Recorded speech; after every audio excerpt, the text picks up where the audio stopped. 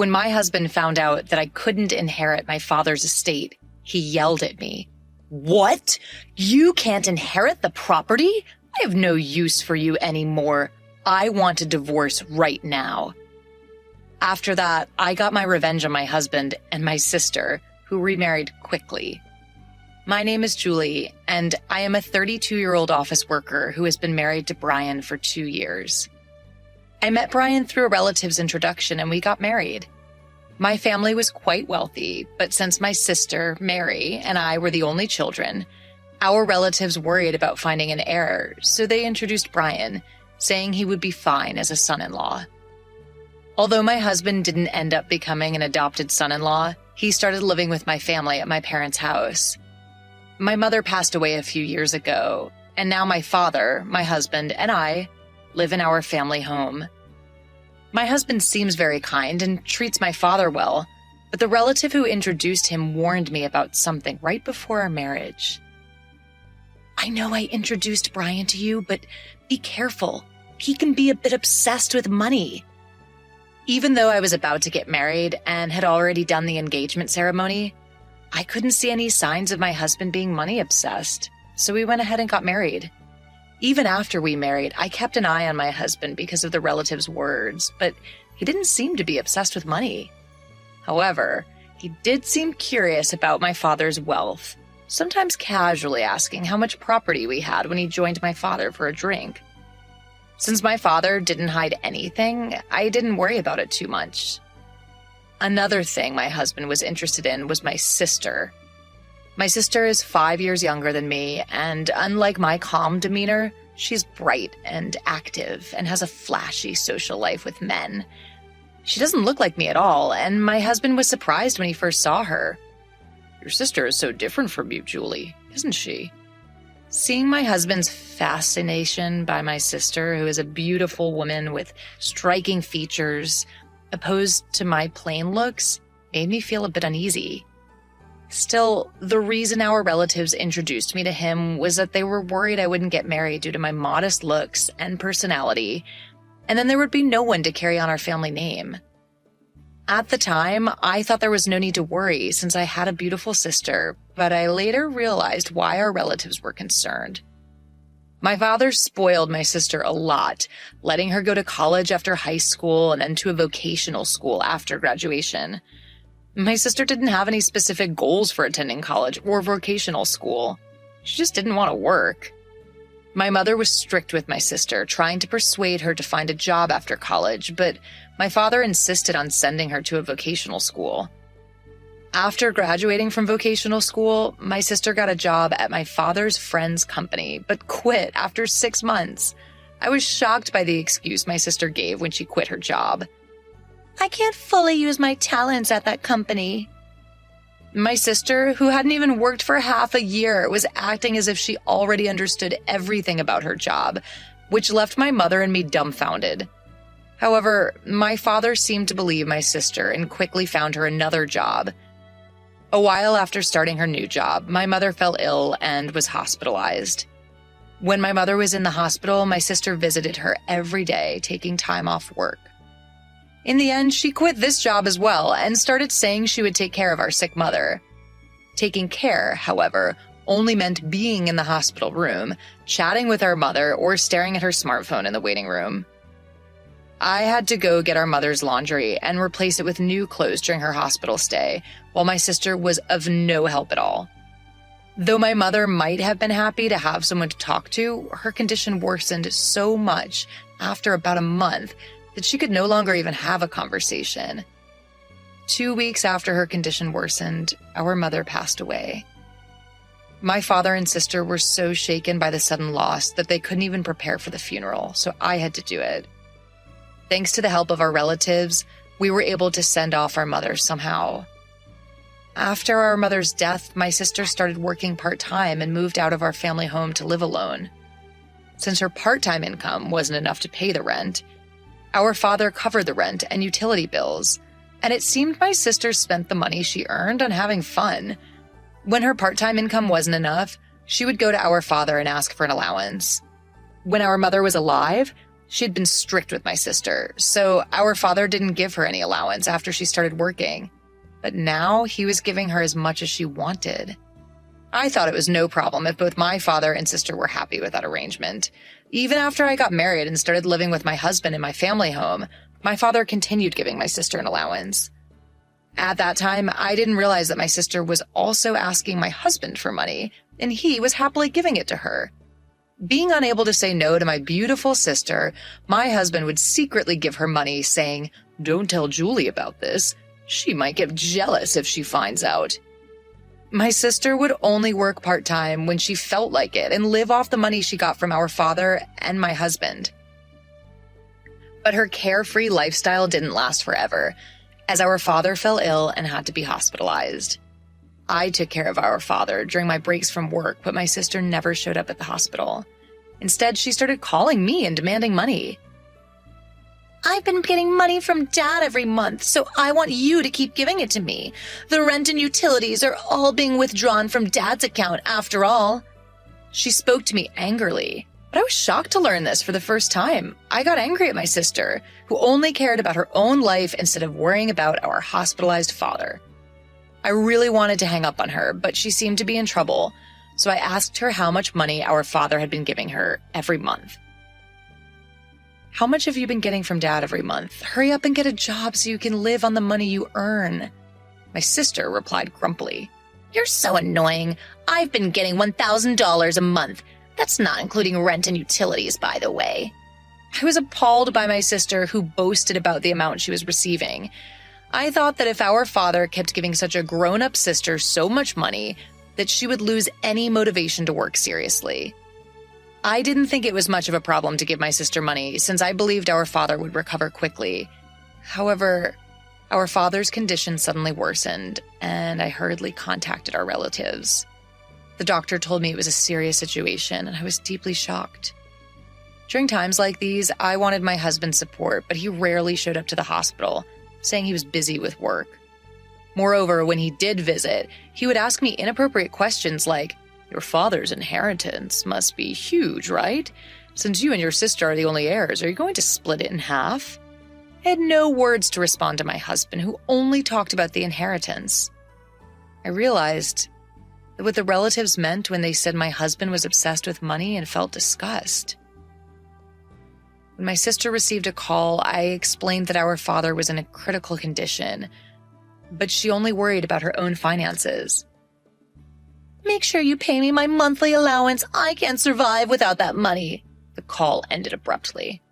I was angry at my sister's response, but I was also concerned about the faint male voice I heard on the other end. I recognized the voice and had a bad feeling. About a month later, my father passed away, and neither my sister nor my husband showed up during his last moments. Having experienced my mother's funeral, I realized how heavy-hearted funeral preparations could be. On top of that, neither my sister nor my husband helped at all, and my sister didn't even attend the funeral.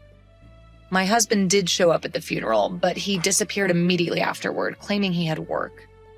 The relative who introduced me to my husband noticed his absence and asked me about it. "Where's your husband? It's strange for the chief mourner to be absent, isn't it?" All I could do was force a smile and answer, "He seems to be busy with work, so he went back." The relative sighed upon hearing my explanation, and I felt like sighing too. Once the funeral was over and I could finally catch my breath, my husband grinned and asked me, "So, how much did you inherit? Even if you split it in half, you'll get a lot of money, right?" As the relatives had warned before our marriage, my husband seemed to only care about my father's inheritance. Disappointed by my husband's true nature, I gave him an evasive answer. "My sister gets $1 billion and I get zero." We haven't talked to the lawyer yet, and I haven't had time to process my feelings since the funeral just ended. Seeing my husband happily talking about the inheritance, I felt laughing out of anger. Believing my words, my husband yelled, "What? You can't inherit any property? I don't need you anymore. Let's divorce right now." I felt the same way, so I retorted, "Let's do that. You only married me for your father's inheritance in the first place. I'll divorce you." With that, I shoved the prepared divorce papers in front of my husband.